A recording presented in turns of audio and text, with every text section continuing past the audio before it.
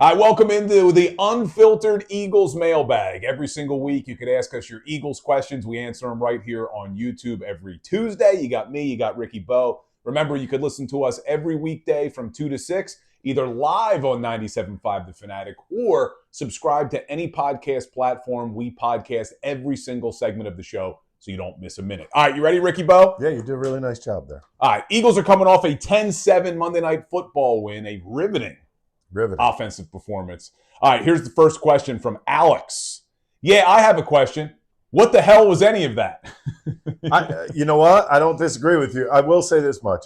As I watched the game, the one thing that stood out to me, the defensive line was outstanding, including the edge people and the linebackers. I thought they were everywhere. I thought they didn't give Jordan Love any time to breathe back there. I think that's number one that was my biggest take out of the game. Number two, the offense was just all over the joint. Yeah. I mean, in all reality, you could go back to that Devontae Smith touchdown. If that defensive back turns his head, he probably knocks that ball down too. I mean, it was one of those games that seemed very uneven to me. I thought the line was a bit off, and I had a feeling about that going in, that could they sustain what they did against the Giants 15 days ago and just kind of act like it happened yesterday, and that seemed to not be the case. So a little concerning, I think, on the offensive line. They couldn't really get the running game going with the exception of that one play that Barkley had around the left side. It wasn't pretty. Jalen Hurts was off with his throws, threw a lot of high throws in that game, missed some targets on some quick throws, especially to Dallas Goedert. He missed that one. It was a rough game to watch. Yeah, it was interesting because on the defensive side of the football, you had so many players who played well. Jalen Phillips had a great game. Nakobe Dean had a great game. Nolan Smith, Jalen Hunt got after the quarterback. Quinyon Mitchell continued to do what he does. Like the defensive coordinator, Vic Fangio, had a good game. And then it was the complete opposite offensively. I know a lot of people are going to be focused on Patullo. I didn't love the game plan. I didn't love the play calling, but you're right. Jalen Hurts didn't play very well. He could have thrown 3 interceptions in that first half on literally back-to-back throws. And then you also had the offensive line, Mailata slipping. Right. A lot of pre-snap penalties, false starts, delay games. Brett Toth had the bad holding call that got Saquon big run called back. Yeah, it was just an ugly game offensively, but a dominant game defensively. And it showed, too, this Eagles team, the MO under Sirianni over the last couple of years, they're so risk-averse that they are hypercritical to protect the football. And I was going to say, like, it's almost to a fault, but they haven't lost. they find ways to win with this mentality. You really do have to take one thing out of this. They came out of it, they're 7-2. I think that's what you really have to take out of it. And look around football. It's not just the Eagles that have had their blips have been wins. Yeah, it's crazy. The other team's blips have been blowouts. Look at what happened to the Bills on Sunday. That's all you have to do. Look at what happened to the Bills on Sunday. They go into a team that is decimated and they're terrible and get blown out of Miami. I mean, that to me is wild. If that happened to the Eagles, we'd be going absolutely ballistic. But I think I'm going to say something. I really believe on that Eagles first drive, if Jalen Hurts does not fumble, that's a whole different plan that whole game. Yeah. And I think if they go in, score a touchdown there, the momentum is all on their side. The game does not end up 10-7 in that scenario. Yeah, he said as such after the game, too, that that's a fumble he can't have, even though it was a good play by the defender. All right, next question. This one's interesting. Surprised this is coming already. David, my main question, why keep Patullo when Brian Daboll is right there? Goodness. I don't want Brian Daboll. I know he was a good offensive coordinator with the Buffalo Bills when he had Josh Allen. First of all, you don't bring an outside offensive coordinator in the middle of a 7-2 season and try to change your entire offense right now. I mean, you may see them, I don't think it's going to happen, but you could see them change play callers with someone already in the building, but you don't bring in an outside OC to try to implement a whole new offense. That would be insanity. And think about this. Sirianni did it a couple of years ago with the defense, when he brought in Matt Patricia. How did that work out? It was a disaster. It was a disaster. It went worse. Jalen Hurts has enough on his plate already. This is a guy that's gone through offensive coordinator after offensive coordinator every single year. You can't continue to do this. You need some type of stability. And I think you're right. If Nick wants to jump in, start calling some plays, fine. But it's not going to be, okay, let's get rid of Patullo right now. It's the wrong time. If they were going to do that, which they weren't in the first place, they would have done it over the bye week. Yeah. And I also think, even with Sirianni, not being the play caller, a lot of these conservative play calls are because that's Sirianni's. It comes from the coach. Yeah, that's their theory of how to win games. All right, next one on here. This is specifically about last night's game. This is a good question from Sean. On second and third down in the series before the 2-minute warning, wouldn't you have run the football to make sure Green Bay used their timeouts? Instead, they threw 2 incomplete passes, the clock stopped, and they still had the 2-minute warning.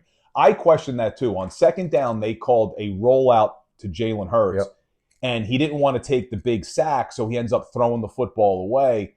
I didn't love the play design. Like, if you're going to call a pass play in that situation, it's got to be a sure completion to at least keep the clock moving. I'm with Sean on this one. I think you call a run play there and force them to run out the clock. I agree with you. And I mean, I don't know if this is just the whole analytical thing of what analytics tells you to do, because we hear a lot about this.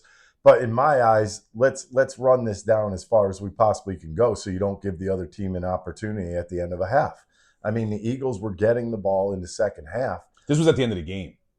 I thought he was talking about the first half. No, he's talking about the last at plays? the end of the game before that last I know what you're drive. saying. I know what you're saying. Before that last drive, yeah, after they drove down the field a little bit, said the at Eagles. the end of the half of the first. I'm sorry, yeah, the end of the second half. But yeah, you should never give them an opportunity to get the ball at the end of the game.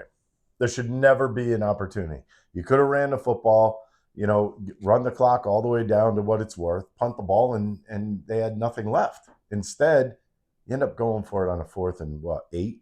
4th and 6. Whatever it was. It was long. Yeah, I think I confused you. There's 2 different series. One was the 4th and 6 where they threw the bomb at the end with 30 seconds left. But even before that, before the 2-minute warning, Eagles are driving down the field. They get around midfield, and then second down they throw incomplete. Third down they throw incomplete. Right. And they had to punt back to you got to work the clock. You get under 4 minutes, you really got to work the clock. All right, next up. By the way, they've been able to do this in the past. So these two kind of go hand in hand. Mark says, do the Eagles know how to throw a quick slant? And Brian says, does A.J. Brown play for us? And I think those can go hand in hand, because you would think a quick slant to A.J. Brown would almost be indefensible. And I don't know why they don't call these easy pass plays to A.J. just to get him involved, just to get the ball in his hands. That does have me questioning what the game plan is sometimes. Just get him easy completion. I feel like a lot of these plays are being called with last year's offensive line, if that makes any sense. Because when you think about it, Jalen had more time last year. He doesn't have that type of time this year, which to me would make me put in more quick pass plays. Yeah. Plays that you get the ball out of your hands, you get it to your wide receivers, guys like an A.J. Brown who could take the yards after the catch. You showed me a play earlier. Yep. That was designed beautifully. AJ, it was a triple stack wide receiver to the left. AJ, a lot of confusion off of the line of scrimmage. AJ kind of cut in the middle. The Green Bay defensive back gets caught. AJ was wide open, going right across the middle. It would have been a quick little slant. He would have ran for maybe 30, maybe a touchdown. Yep. So Jalen just the plays could be there at times. Yeah, I didn't think Jalen had a great game last night. All right, here are the last two. I'm going to put these together. So Joe says, the Eagles win and everybody's complaining. Take the win, stop crying. Mm-hmm. And Bill says, here we go with all the Patullo hate. How about maybe, just maybe, give some credit to the fact we played arguably the best defense in the league last night and came away with a huge conference win. See, on these two, I am leaning more towards, hey, they found a way to win. And this team continuously find ways to win. And we've seen this now going back for 2 years. They find ways to win. But at the same time, I do think that it's fair to look at the offense objectively and critically to say, hey, there's things that they could do better. Yeah, the Packers are a good defense, but you also saw some bad plays from Jalen, like you just talked about, not seeing A.J. Brown. You saw him miss Grant Calcaterra. You saw him make some bad decisions, throwing back across his body. A couple times. Miss Goddard. So I think we need to look at these things so that you could fix them, because you're going to face arguably good defenses to try to get back to a Super Bowl too. So I don't think you could just chalk it up. You're not going to win a lot of games 10-7. And I think the main thing that has to come out, when the Eagles have a bad game, I would call this a bad game for the Eagles, especially offensively. Yeah. Defensively, they were great. But look around the league. If these other teams are having bad games, they're not coming out on the winning end of these games. But the So, I Eagles mean, are. take it as a blessing in disguise, because you're not going to go 17 weeks of perfection. It doesn't happen in the NFL. It won't happen in the NFL, but you're coming out and you're sitting at 7-2 right now. You should be smiling. Yep, 7-2, number 1 seed in the NFC. Big game on Sunday against the Detroit Lions. So make sure every week you're getting your Eagles mailbag questions in for Unfiltered. And if you're not listening to us on the radio or on the podcast platform, what are you waiting for? We're trying to build something special. Appreciate everybody who's coming along for the ride. Have a great one, everybody. Talk soon. Thanks for watching Unfiltered on YouTube. You could like and subscribe down here. You could also see our other shows over here. Go ahead and watch them all. We love when you watch. The one thing, hey, you could also catch us on 97.5 The Fanatic, 97.5thefanatic.com, and NBC Sports Philadelphia. See you there.